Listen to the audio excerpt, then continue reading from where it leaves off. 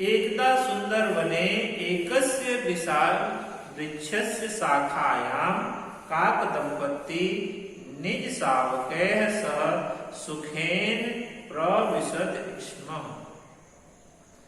एक सुंदर वन में एक विशाल वृक्ष की शाखा पर काक दंपत्ति का अर्थ होता है नर और मादा कपल। काक दंपत्ति निज शावके अपने बच्चों के साथ सुखपूर्वक रहती थी। इसमें लग गया इसलिए थी, स है निज शावके तो तृतीया विभक्ति का प्रयोग है। एक बार सुंदर वन में एक विशाल वृक्ष की शाखा पर काक दंपत्ति अपने बच्चों के साथ सुखपूर्वक रहती थी। शावके, शावक से बच्चे, शावक काक तो बच्चों के साथ। तो प्रतिदिन शावकेभ्यम आहारम आनयत स्म। वे दोनों प्रतिदिन बच्चों के लिए आहार लाने जाते थे। परम दुर्भाग्यवशात् तस्मिन्नेव वृक्षस्य कोटरे एकः कृष्ण सर्पः अपि आगत्य अवसत्। परंतु दुर्भाग्यवश उसी वृक्ष के कोटर में, कोटर का बिल, होल, एक काला सांप भी आकर रहने लगा या रहता था। कदाचित यदा काक दंपत्ति आहाराय नीरात् बहिः आगच्छताम् तदेव सर्पः अवसरं दृष्ट्वा नीडं प्रविश्य एकैकं कृत्वा सर्वान् शावकान् भक्षति स्म। एकैकं, यहाँ लिखा है एकैकं, एक भक्षति। भक्षति का अर्थ होता है खाना, खाद्यों के लिए, खोदने के लिए, खोदने के लिए। भक्षतुम, भक्षतुम का अर्थ होता है खाना। तो परंतु दुर्भाग्यवश उसी वृक्ष के कोटर में एक काला सांप भी रहता था।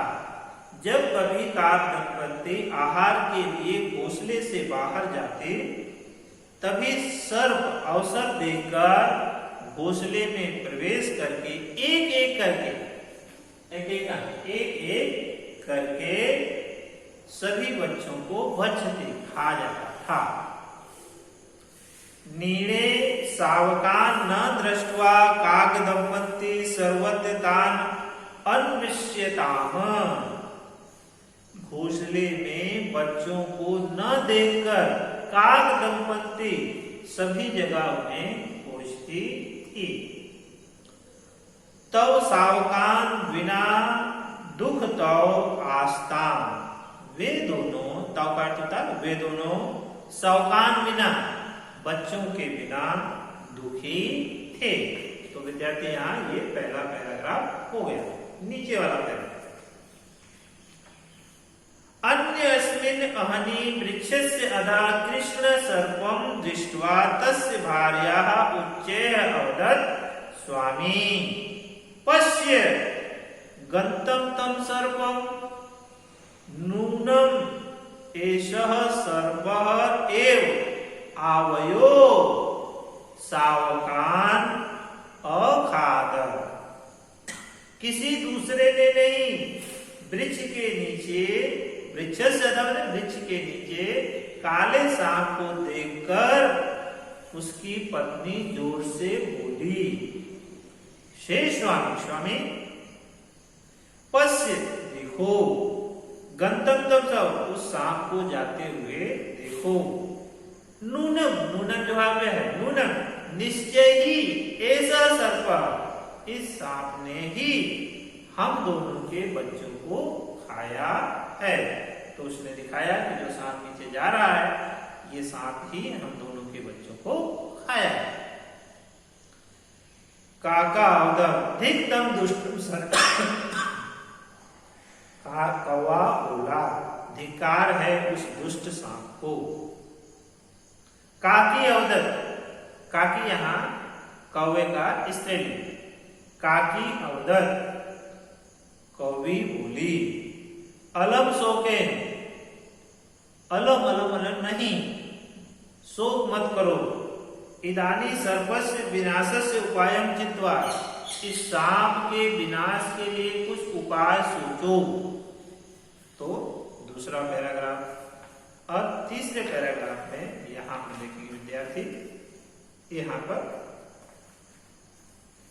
तदेव तत्र एकः नृपः नद्यां स्नानयितुम् आगच्छति स्म। तभी वहां एक राजा नदी में नहाने के लिए आया था। तस्य पृष्ठा सैनिकाः आसन्, तस्य पृष्ठतः उसके पीछे सैनिक भी आए थे। स्वकीयं बहुमूल्यं रत्नजडितं स्वर्णहारं वस्त्राणाम् उपरि स्थापयति।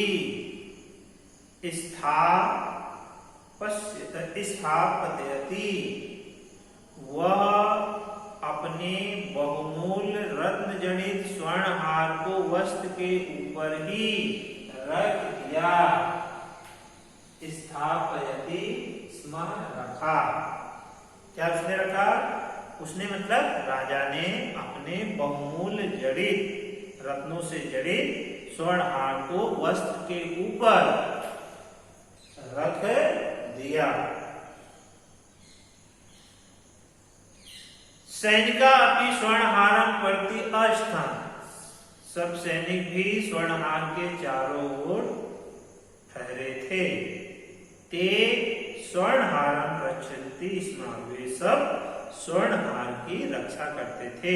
स्वर्णहार सोने के हार की रक्षा कर रहे थे। वृक्ष से ऊपरी स्थिति काका अवदत् अहम उपायम अचिंत्यम काकस भार्या काकम पृच्छत् कः उपाय अस्ति। वृक्ष से ऊपरी, अभी ऊपरी है तो वृक्ष से षष्ठी विभक्ति का वर्ग, कौवे ऊपर स्थित, वृक्ष के ऊपर स्थित कौवा बोला, अहम उपायम अचिंता, मैं उपाय सोच लिया। काकस्य भार्या काकम अपृच्छत्, कौवे की पत्नी ने कौवे से पूछा, कः उपायम अस्ति, कौन सा उपाय है। काका अवदत् तुम केवलम पश्य, तुम केवल देखो। अब कौवे ने राजा के चित्र को देख लिया। अंतिम जो पैराग्राफ है उसको हम देखेंगे। काका अवदत् तुम केवलम पश्य, तुम केवल देखो। काका झटत स्वर्णहारम आदाय सर्पस्य बिले अक्षिपत। काकस झटत, झटत का अर्थ होता जल्दी से। कौवा जल्दी से सोने के हार को लेकर सांप के बिल में फेंक दिए, छिपट फेंक।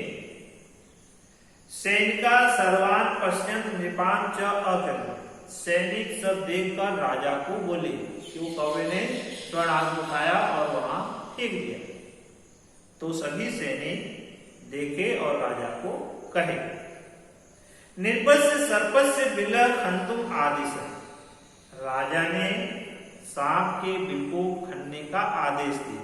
खंतुम खोदने का आदेश दिया।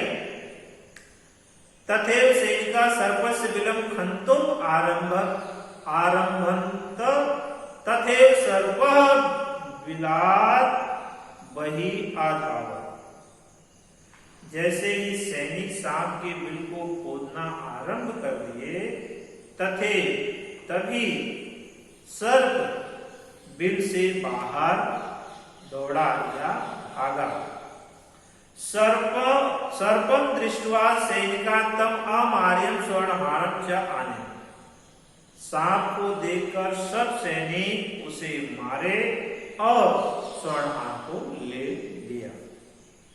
सर्पम मृत्वा दृष्ट्वा काक दंपति प्रसन्नो अभवताम, सांप को मरा देखकर काक दंपति प्रसन्न हुए। अब विद्यार्थी यहाँ कहानी का मोरल दिया गया। सत्य में युक्तम, सच ही कहा गया। बुद्धि चातुर्येन कठिनात् कठिनम अपि कार्यम संभवम होती, कि बुद्धि के चातुर्य से कठिन कार्य को भी पूरा किया जा सकता है। तो विद्यार्थी इसमें देखा आपने कि कौवे ने अपनी चतुराई से कैसे उस सांप से मुक्ति प्राप्त की, उससे छुटकारा प्राप्त किया, उसको कैसे मरवाया। इस कहानी से हमें संदेश मिलता है कि बुद्धि कौशल से कठिन कार्य को भी किया जा सकता है। इसके आगे